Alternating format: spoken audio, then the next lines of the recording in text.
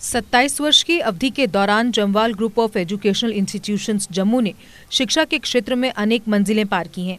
इस educational group द्वारा हर आयु वर्ग के विद्यार्थियों के लिए एजुकेशनल इंस्टीट्यूशन स्थापित किए हैं, जिन्होंने पिछले कई सालों में अनेक उपलब्धियां अर्जित की हैं। 2012 में Jamwal group of educational institutions ने तवी ग्रुप ऑफ कॉलेजेस का गठन किया। इसके बाद से ही तवी ग्रुप ऑफ कॉलेजेस ने शिक्षा क्षेत्र में एक अलग ही मुकाम हासिल किया है। इस ग्रुप के सफर और भविष्य के कार्यक्रमों के बारे में ग्रुप चेयरमैन इंजीनियर विधि सिंह जम्वाल के साथ हुई एक विशेष भेंटवार्ता। दर्शकों, जेके अपडेट में आपका स्वागत है। आज हम एक शख्सियत से आपको मिलवाने जा रहे हैं। ये एक ऐसी शख्सियत है जिनके परिचय की कोई ज़रूरत नहीं है, लेकिन एक जो परंपरा होती है उसके हिसाब से मैं आपको देना चाहूँगा कि तवी ग्रुप ऑफ कॉलेजेस उसके चेयरमैन इंजीनियर विधि सिंह जी जम्वाल हैं हमारे साथ। तो जो कोविड को लेकर जो चल रहा है, एजुकेशन सिनेरियो क्या है, इसके अलावा इनके जो ग्रुप है उसमें किस तरीके से फैसिलिटेट किया जाता है बच्चों को, इन सब की हम बात करेंगे विधि सिंह जम्वाल जी के साथ। सर, आपका स्वागत है। शुक्रिया जी। सर, मैं सबसे पहले जानना चाहूँगा कि आपका जो ये ग्रुप ऑफ एजुकेशन कॉलेजेस है, इसके बारे में थोड़ी सी जानकारी हमें दें। देखिए, ऐसा है कि ये हमारा जो जम्मू में जम्वाल ग्रुप जो है, ये पिछले 27 साल से इंस्टीट्यूशन चला रहा है जम्मू में। आप जानते हैं यहाँ पे योगानंद कॉलेज ऑफ इंजीनियरिंग है, IMS है, IECS पॉलिटेक्निक है, नेशनल कॉलेज ऑफ एजुकेशन है, और हाल ही में हमने कैम्ब्रिज स्कूल यहाँ शुरू किया, कैम्ब्रिज इंटरनेशनल स्कूल। तो इसी कड़ी में जम्वाल ग्रुप ने 2012 में शाहपुर कंडी पठानकोट में ये एक तवी ग्रुप ऑफ इंस्टीट्यूशन शुरू किया। तो बेसिक क्या था कि वो जो पठानकोट के पास जो पहाड़ी इलाका है टुवर्ड्स हिमाचल, ये हमारे लखनपुर से कोई 9 किलोमीटर है।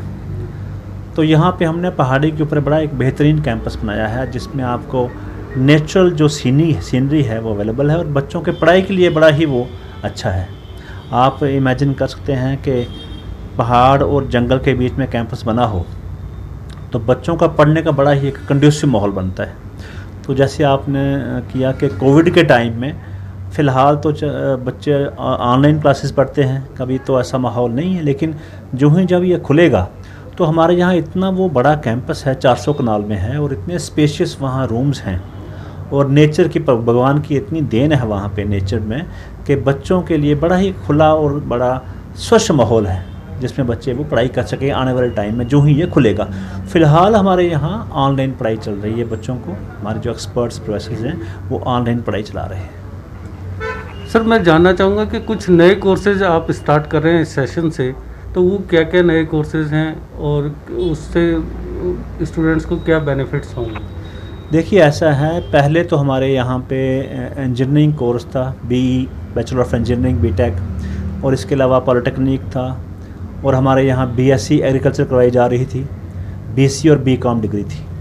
फ़िलहाल लोगों की डिमांड पे हमने वहाँ पे अभी इस साल से शुरू किया है BSc नॉन मेडिकल, और इसके अलावा ये MLS BSc medical lab sciences, और MSc IT।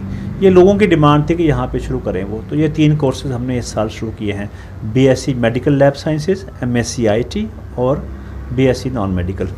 तो मेन पर्पस ये था कि लोग मेडिकल साइड जाना चाहते हैं, तो इसलिए BSc मेडिकल लैब साइंसेस हमने इस साल शुरू किया है। तो ये नए कोर्सेज हमारे 3 जो हैं हमारे कैंपस से हमने शुरू किए हैं। तो आगे देखिए, जो लोगों की डिमांड होगी और शुरू करेंगे। सर, जिस तरीके से एजुकेशन सेक्टर को लगातार बढ़ावा मिल रहा है, लेकिन उसके साथ ही जो नए नए कोर्सेज आ रहे हैं, तो नए नए कॉलेजेस भी खुल रहे हैं, तो उसमें जो बाकी कॉलेजेस हैं और आपका जो इंस्टीट्यूशन है उसमें क्या डिफरेंसेस हैं? देखिए, सबसे पहले बात यह है कि हम खुद एक एजुकेशन फील्ड से हैं। मैंने M.Tech इंजीनियरिंग करी है। उसके अलावा मेरा एक आज अप्रॉक्सीमेटली 30 साल का एक्सपीरियंस है इंस्टीट्यूशन चलाने का। तो जो इंसान खुद उसी फील्ड का हो और पिछले 30 साल से चला रहा हो, तो मेरे ख्याल में ऐसे जो ग्रुप होगा, हमारे साथ जो कुलीग हैं वो भी मेरे साथ 25 से 30 साल से हैं, वो भी M.Tech हैं। तो हमारे ग्रुप में लोग जो हैं क्वालिफाइड हैं, और दूसरा लंबा एक्सपीरियंस हमारे साथ है, जिससे हमारे यहाँ जो भी पैरामीटर्स पढ़ाई के होते हैं उसको अच्छा ध्यान दिया जाता है और बच्चों को इम्पार्ट किया जाता है। उसकी वजह ये है कि जब हम लोगों ने पढ़ाई की थी तो हमें दूर बाहर जाना पड़ा। जैसे मैंने अपनी इंजीनियरिंग जो है वो चेन्नई से की थी, जिसे मैड्रास कहते थे पहले। तो तब यहाँ कॉलेजेस नहीं थे, इंजीनियरिंग कॉलेजेस नॉर्थ में नहीं थे।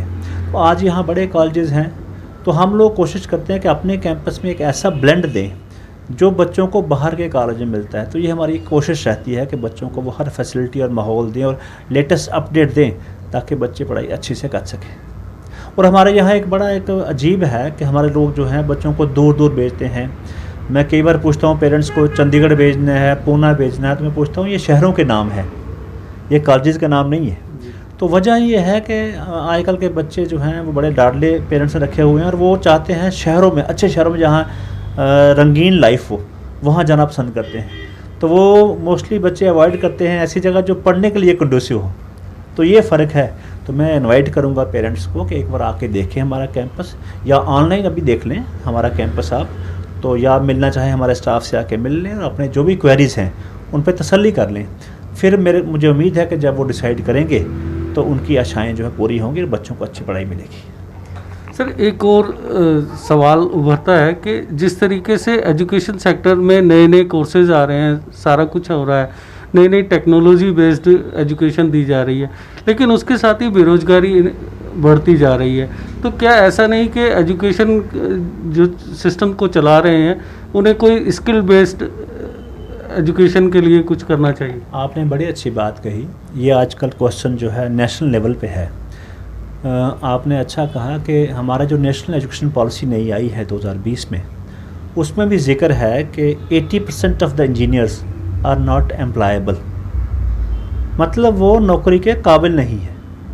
ये नहीं कि नौकरियां नहीं हैं, नौकरी के काबिल नहीं है। अब उसकी वजह ये है कि बच्चों को जो पढ़ाई की जाती है थ्योरी के साथ साथ उनको प्रैक्टिकल का अच्छा तो इम्पेक्ट दिया जाए।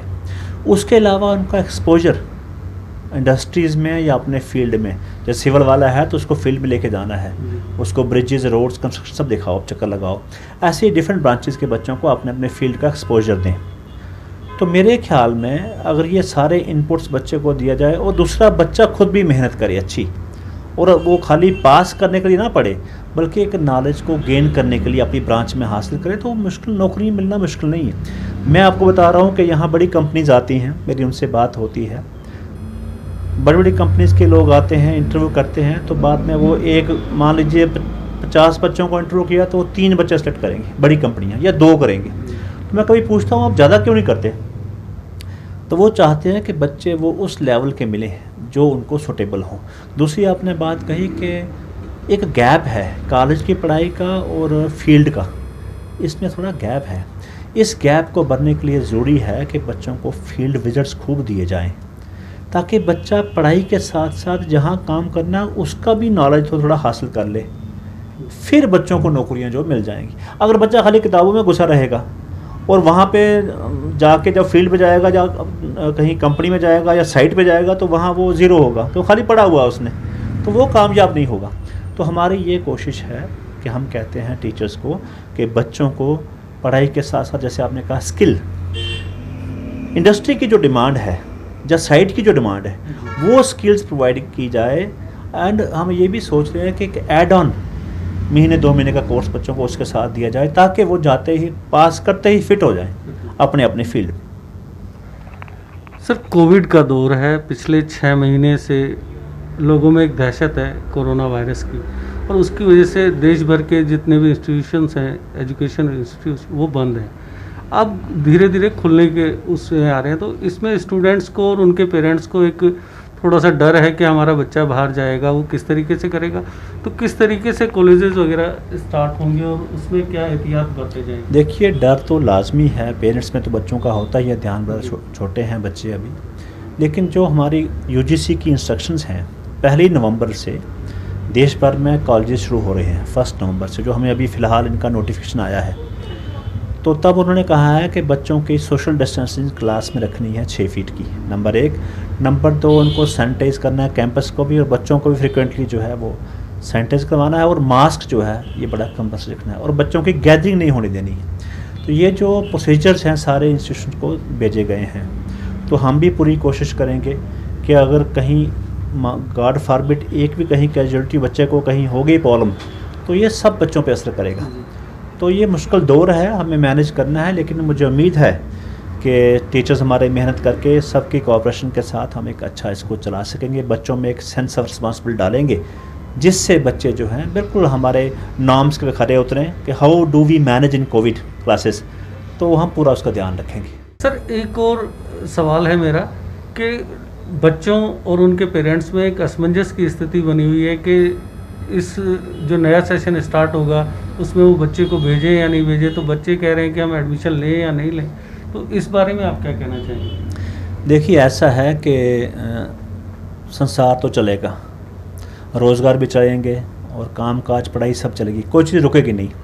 अब फ़र्क ये है कि पेरेंट्स को चाहिए कि वो अपने बच्चों को, हमारा कैंपस है तो जम्मू से हार्डली 9 किलोमीटर है लखनपुर से, तो जो नज़दीक जगह है वहाँ पे बच्चा अगर दाखिल होता है तो पहले तो फ़िलहाल ऑनलाइन पढ़ाई चलेगी, तो मान लीजिए उसके बाद खुलेगा भी तो ये पास एरिया है, यहाँ पेरेंट्स तसल्ली कर सकते हैं, देख सकते हैं जाके 10 बार बच्चों से मिल सकते हैं, बच्चे वापस आके इनको मिल सकते हैं, तो ये अब वो डिसीजन करें, क्योंकि पढ़ाई तो होनी ही होनी है, आप बच्चों का साल ज़ाया नहीं कर सकते, लेकिन हाँ पूरी प्रिकॉशन करने के साथ साथ, पूरी देखभाल करने के साथ मेरे ख्याल में उनको बच्चों को आगे भेजना चाहिए, पढ़ना चाहिए। हाँ फ़िलहाल ऑनलाइन है, बच्चे बाहर फजूल ना निकलें, ज़रूरी ही काम से निकलें, उसके बाद जैसे जैसे इंस्ट्रक्शंस आती हैं इंस्टीट्यूशंस की वैसे वो फॉलो करें, लेकिन हाँ पढ़ाई के लिए वो ज़रूर जाएँ, क्योंकि हर जगह दाखिले हो रहे हैं। देखिए आप नीट का एग्ज़ाम हो गया मेडिकल के लिए, जेई मेंस का हो गया, तो कोई भी चीज़ रुक नहीं रही है, हर चीज़ चल रही है, तो हमें भी बच्चों को अपने दाखिल करना है, जहाँ भी वो ठीक समझें, देखभाल करके अच्छी तरह परखें, बच्चों को दाखिल करें और जैसे जैसे इंस्ट्रक्शन आती हैं उनको फॉलो करें। Thank you so much sir, आपने अपना कीमती टाइम दिया। शुक्रिया, धन्यवाद। देश के निर्माण और उन्नति में सहयोग, आपके हर कदम में आपका हमसफर। कश्मीर टर्बो TMT सरिया, चाहे भूकंप आए या तूफान, सुरक्षित रहें आप और आपका मकान। अपनाइए आपका अपना कश्मीर टर्बो TMT सरिया, trust and reliability. GK update रहे हमारे साथ। अगर आप ये वीडियो YouTube पर देख रहे हैं तो हमारे YouTube चैनल को सब्सक्राइब करें और बेल आइकन को क्लिक करें। अगर आप ये वीडियो Facebook पर देख रहे हैं तो हमारा Facebook पेज लाइक जरूर करें। For advertisement please contact 705-109-1801।